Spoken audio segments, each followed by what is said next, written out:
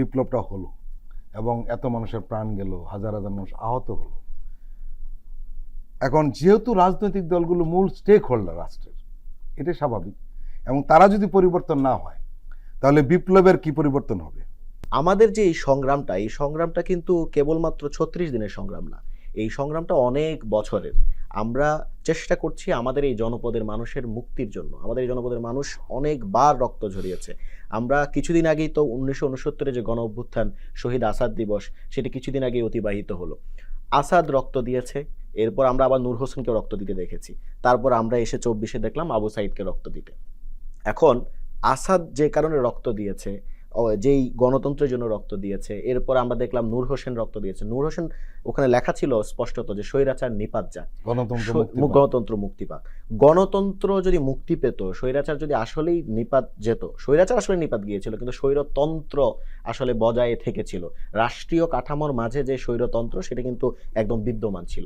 বিদ্যমান থাকার কারণে দেখা গেল শহীদ আবু সাইদ এসে আবার 24-এ এসে তাকে রক্ত দিতে হলো। এখন আমাদের দেশের তরুণরা কিন্তু বারবার এভাবে রাজপথে নেমে নিজেদের রক্ত ঝরিয়ে যাচ্ছে কেবলমাত্র নিজেদের মুক্তির জন্য, এই জনপদের মানুষের মুক্তির জন্য।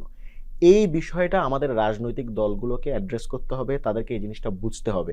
আমি দেখেছি একটি বড় রাজনৈতিক দলের কোনো একজন সিনিয়র নেতা বলেছেন যে তাদেরকে রাজনৈতিক দলগুলো সংস্কারের ব্যাপারে সবক দিতে হবে না। আমি বলছি যে এই এই এই মন্তব্য আসলে ঠিক না। কেন? কারণ জনগণই তো আসলে সবক দিবে রাজনৈতিক দলগুলো কিভাবে চলবে, কিভাবে চলবে না, এই সবকটা তো জনগণ দিবে। আর একটা গণ অভ্যুত্থানের পরে মানুষের যে আশা আকাঙ্ক্ষার যে স্ফুরণ ঘটেছে, সেটা তো অবশ্যই রাজনৈতিক দলগুলোকে ধারণ করতে হবে। আর রাজনৈতিক দলগুলো যদি সেটা ধারণ না করতে পারে, জনগণ অবশ্যই সবসময় তাদেরকে সেই ট্র্যাকে যাতে রাখা যায় সেই বিষয়টা বারবার বলবে।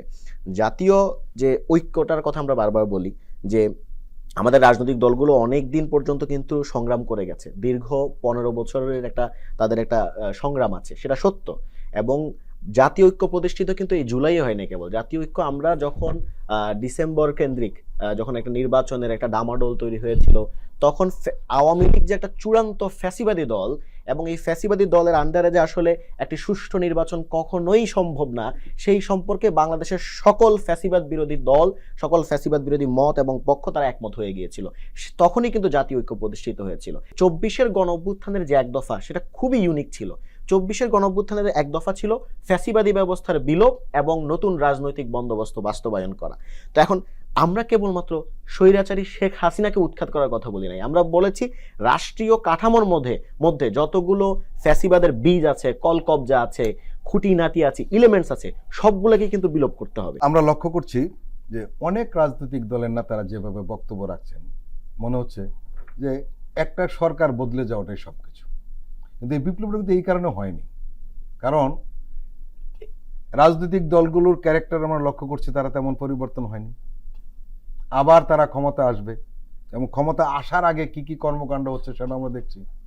তাহলে নতুন রাজনৈতিক বন্দোবস্ত সঙ্গে তাদের চেতনার কি মিল আমরা খুঁজে পাচ্ছি? আপনি যদি বাংলাদেশের সংবিধান থেকে শুরু করে রাষ্ট্রীয় কাঠামোগুলো দেখেন, সেখানে স্পষ্টত দেখবেন একটা একনায়কতান্ত্রিক একজন নির্দিষ্ট ব্যক্তিকে ক্ষমতার শিরোমণি বানিয়ে দেওয়া হয়েছে। আমরা এটার বিলোপ চেয়েছি।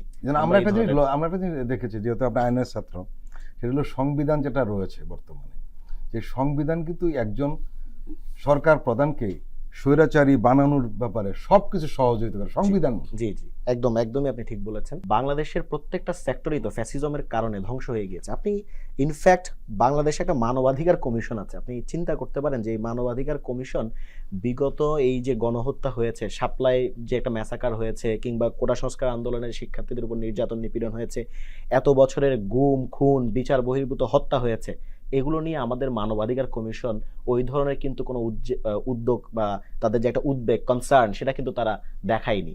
বরং আমরা দেখতে পেয়েছি যে যখন ওই যে মেট্রো রেলের ঘটনাটি ঘটলো আমাদের জুলাইয়ের সময়, তখন মেট্রো রেল নিয়ে তাদের বেশ উদ্বেগ আমরা লক্ষ্য করেছি। তো একটা দেশের মানবাধিকার কমিশন, যেটা একটা রাষ্ট্রীয় প্রতিষ্ঠান, সেটা যদি মানুষের নাগরিকদের মানবিক অধিকার নিয়ে, নিজেদের হিউম্যান রাইটস নিয়ে না বলতে পারে, সেক্ষেত্রে তো আসলে এই প্রতিষ্ঠানটা আসলে থাকার কোনো মানে নেই। ওই প্রতিষ্ঠানটা আসলে ধ্বংস হয়ে গিয়েছিল। শুধু এই মানবাধিকার কমিশন না, আপনি দুর্নীতি দমন কমিশন বলেন, এভাবে যতগুলো রাষ্ট্রীয় প্রতিষ্ঠানগুলো আছে, পুলিশ তো একেবারেই ফ্যাসিবাদী ব্যবস্থার টুল হিসেবে ব্যবহৃত হয়েছে। আমলাতন্ত্র, বিচার বিভাগ। ফলে এগুলোর একটা সংস্কার যে জরুরি সেটা গণ অভ্যুত্থানের কথায়, গণ অভ্যুত্থানের স্লোগানে আপনি দেখবেন যে পরিস্ফুটিত হয়েছিল। আমরা দেখতাম যে জেনজিরা আগে বলতো the biggest Bangladeshi dream is to leave Bangladesh, বাংলাদেশিদের সবচেয়ে বড় স্বপ্ন হচ্ছে বাংলাদেশ থেকে চলে যাওয়া। সেই জেনজিরাই এই বিপ্লবের সময় বলেছে the biggest Bangladeshi dream is two reform Bangladesh, যে বাংলাদেশের সবচেয়ে বড় একটা বাংলাদেশের সবচেয়ে বড় ড্রিম হচ্ছে বাংলাদেশটাকে রিফর্ম করা। আপনি আবার দেখবেন যে রংপুর বা অন্য কোনো একটা জায়গায় সেখানে কিছু নারী স্লোগান দিচ্ছে যে কে এসেছে, কে এসেছে, পুলিশ এসেছে, কি করছে, স্বৈরাচারের পা চাটছে। তাহলে তাদের এই যে স্লোগানগুলো আপনাদের অফিসে আসার পথে আমরা দেখলাম বাংলাদেশ 2.0 লেখা দেয়ালে দেয়ালে। তো এগুলো কেন? কারণ মানুষ, বাংলাদেশের তরুণরা দেখতে পাচ্ছে যে এখানে কেবলমাত্র সরকার পতন হলেই যে এখানকার ফ্যাসিবাদী ব্যবস্থা থেকে আমরা মুক্তি পাবো, এখানকার যে এরকম একটা গুমোট পরিস্থিতি সেখান থেকে যে আমরা মুক্তি পাবো, ব্যাপারটা কিন্তু এরকম না।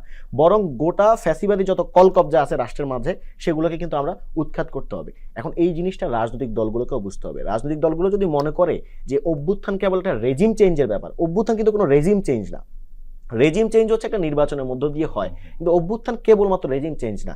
আমরা বলি যে আমাদের রাজনীতিতে দুটো প্যারাডাইমের কথা আমরা আমাদের নাগরিক কমিটির সর্বত্র স্যার বলে থাকেন প্রায় সময়। একটা হচ্ছে জানুয়ারির প্যারাডাইম আর একটা হচ্ছে এই জুলাইয়ের প্যারাডাইম। জানুয়ারি ডিসেম্বর কেন্দ্রিক যে প্যারাডাইম সেটা হচ্ছে নির্বাচন কেন্দ্রিক। নির্বাচনের পথে তো বাংলাদেশের সকল রাজনৈতিক দল হেঁটেছিল, এই 24-এর কথা যদি আমরা বলি। তো সেখানে তো আসলে আমরা দেখলাম যে তেমন কোনো কিছু আমরা করতে পারি না, কারণ একটা ফ্যাসিবাদী সরকারকে, ফ্যাসিবাদী ব্যবস্থাকে যদি হটাতে হয় কেবলমাত্র নির্বাচন দিয়ে আপনি সেটা পারবেন না, বা নির্বাচন দিয়ে তাদেরকে হটানো সম্ভব না। সেক্ষেত্রে আপনার যেটা লাগবে সেটা হচ্ছে গণ অভ্যুত্থান। গণ অভ্যুত্থানের মাধ্যমে তাকে হারানো সম্ভব। জুলাইয়ের যে প্যারাডাইম সেটা কিন্তু গণ অভ্যুত্থানের প্যারাডাইম। সুতরাং এই গণ অভ্যুত্থানের যে প্যারাডাইম, গণ অভ্যুত্থানের যে আকাঙ্ক্ষা, সেটি হচ্ছে রাষ্ট্রের গুণগত পরিবর্তন, রাষ্ট্রীয় কাঠামোয় কোয়ালিটেটিভ চেঞ্জেসগুলো নিয়ে আসা। এখন এই ব্যাপারে বাংলাদেশের সকল রাজনৈতিক দলগুলোকে একমত হতে হবে। একই সাথে তাদের নিজেদের মধ্যেও সংস্কার নিয়ে আসতে হবে, তাদের নিজেদের মধ্যেও তরুণ নেতৃত্বকে তুলে নিয়ে আসতে হবে। আমরা এটা শুধুমাত্র আমাদের ক্ষেত্রে বলি না, আমরা রাজনৈতিক দলগুলোর ক্ষেত্রেও বলি। তাদের যে তরুণ নেতৃত্ব আছে, তাদের সিদ্ধান্ত গ্রহণ প্রক্রিয়ায় তরুণদের কিন্তু অংশগ্রহণটা তেমন একটা নাই বললেই চলে। তো সেক্ষেত্রে আমরা বলছি তরুণদেরকেও তাদের নিজেদের সিদ্ধান্ত গ্রহণ প্রক্রিয়া, নিজেদের দলীয় সিদ্ধান্ত গ্রহণ প্রক্রিয়া তাদেরকে এগিয়ে নিয়ে আসতে হবে।